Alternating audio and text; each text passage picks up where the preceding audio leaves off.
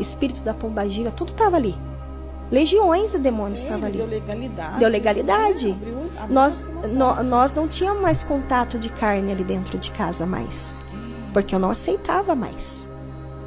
Então, eu sabia que ele estava tendo casos com outras mulheres. Te colocando em risco também. E colocando em risco. Então, eu não suportava mais aquelas traições mais.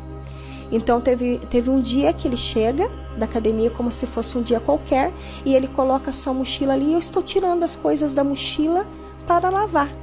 E que eu estou tirando as coisas da mochila, o Espírito Santo fala para mim, pega o estojo de CD, onde ele toca as músicas para dar aula, né? Quando eu tirei aquele estojo de CD que eu abri, tinha um envelope dentro. Olha para você ver, um envelope dentro. E eu abri aquele envelope. No que eu abri aquele envelope, era uma carta da moça, contando tudo, que havia se apaixonado por ele. E quando ele tirou ali seu descanso, no que eu estou fazendo ali a higienização daquela mochila, ele foi tirar um descanso. No que ele está tirando descanso, que eu leio aquela carta, eu corro pro quarto e eu vou para cima dele e acordo ele. E eu digo, agora você vai falar a verdade para mim, porque as provas estão aqui. E eu digo, agora você vai falar a verdade para mim, porque as provas estão aqui. Aí ele falou assim para mim, me perdoa, mas eu errei mais uma vez. Eu estou indo embora com ela. Meu Deus. Então, ele se levanta dali, vai dar a aula dele, ele chega à noite, como um dia normal. No outro dia, ele começa a arrumar as coisas para ir embora. E eu vou levar meu filho para a escolinha que eu deixava ele, né? Numa escolinha como se fosse um berçário, para eu poder fazer as minhas unhas. E o que eu deixo o Lucas lá, eu chego em casa, ele já tinha arrumado todas as coisas para ir embora. Então, quando ele tira aquelas coisas para ir embora, ele só liga para mim por telefone e diz assim, a partir de hoje cada um vai viver sua vida. E eu falei assim para ele, você decidiu assim, está decidido. A partir de hoje, nós estamos completamente separados. E agora eu vou viver a minha vida. E ali entrou uma revolta dentro de mim. Uma revolta tão grande, que naquele dia eu saí para a rua sem destino. Meu filho havia ido para a escola, eu tinha deixado ele na escolinha, só ia pegar às 5 da tarde, só ia perto do almoço, eu saí para a rua, sem destino, totalmente perturbada. E eu dizia assim, o que eu vou falar para minha mãe agora? O que eu vou falar para o meu pai? O que eu vou falar para a mãe dele? E o que eu vou falar para o Lucas? Porque ele dormia assim no meio da gente, sabe? Ele contato com o pai direto, o pai brincava, tudo ali com ele, né? E ele se perguntava do papai, menino inteligente. Essa segunda traição, o Lucas já estava com 3 anos. Ele já perguntava do papai, já perguntava da mamãe, tudo, né? Então, aí eu saí assim pra rua. O que eu ia fazer da minha vida? Aí teve um momento de eu sentar na beira da calçada e falar assim, sabe o que eu vou fazer? Eu vou me atirar no primeiro carro que aparecer, um ônibus. Aí eu acabo com tudo mesmo. Porque eu acredito que agora não tem mais vida pra mim. Não adianta eu me fazer de forte, eu não sou forte. Como que eu vou encarar as pessoas? Como que eu vou encarar as pessoas na igreja? Começa a passar um filme na cabeça. Nossa, vem um monte de pensamento, um monte de pensamento. O que as pessoas vão dizer de você, vão te apontar, vão falar mal de você.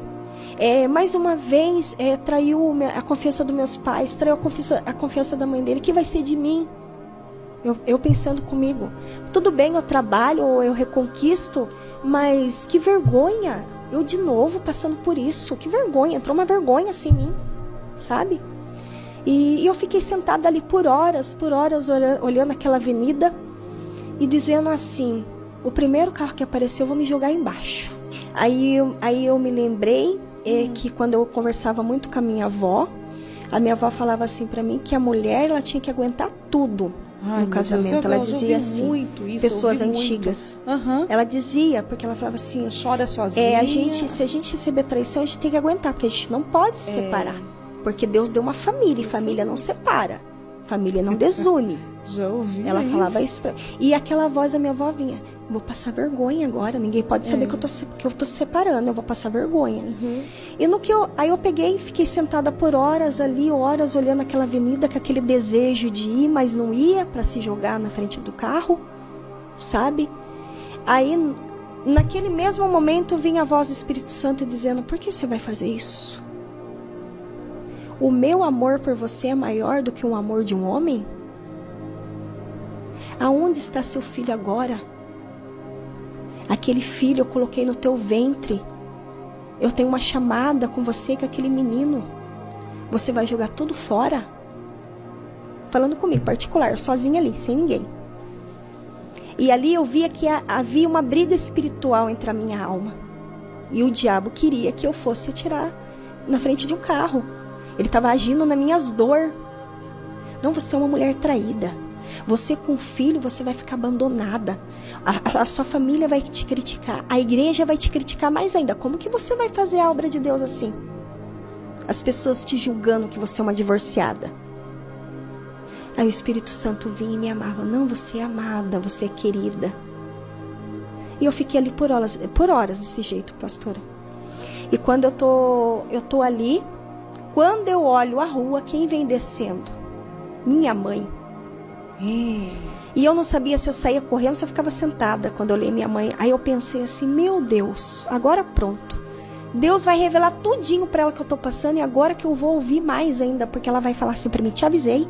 Eu não queria ouvir isso. Mais uma vez o espírito de rebeldia atuando ali.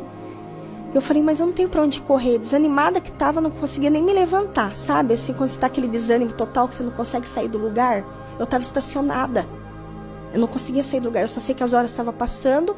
Eu só sei que 5 horas eu tinha que buscar meu filho na escola. Isso eu sabia.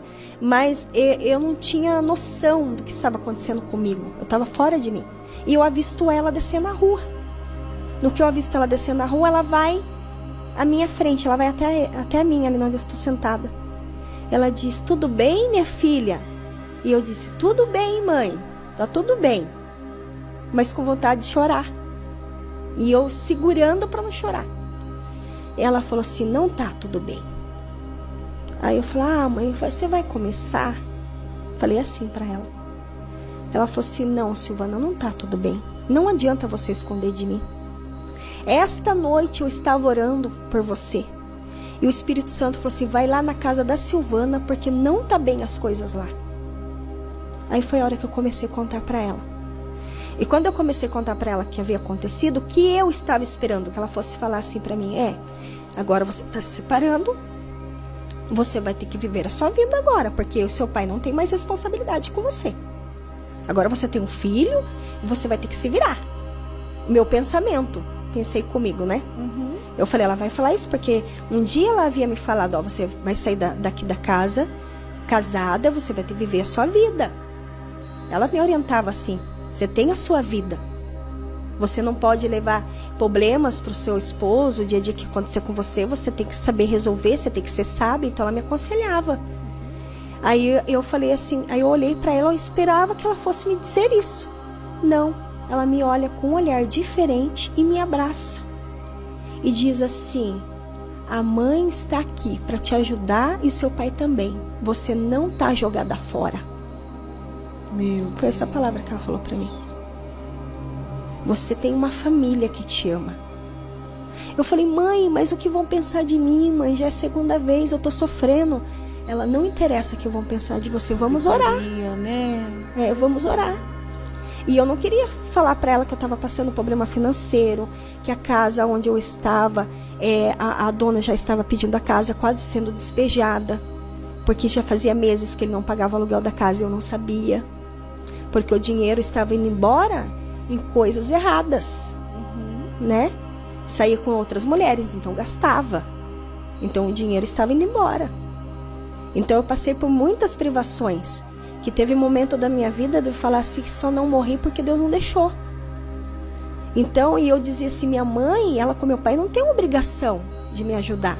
Eles já fizeram tudo por mim. Daqui para frente sou eu e meu filho, eu tenho que ajudá-los. Não eles me ajudar. Eu tava com aquele orgulho de aceitar ajuda ainda. Por mais que a minha mãe foi lá, tirou minhas coisas, levou para casa, eu tava orgulhosa, eu não queria a ajuda deles. Eu achava isso que não era certo. Eu falava assim, vocês não têm que me ajudar. Então ali eu tava cheia de mágoa, cheia de dores, cheia de mágoa e dores que não saíam, ia para os cultos. Eu falava com Deus, mas ainda continuava essa dor. Então, quando eu deitava na minha cama, eu sentia rejeitada.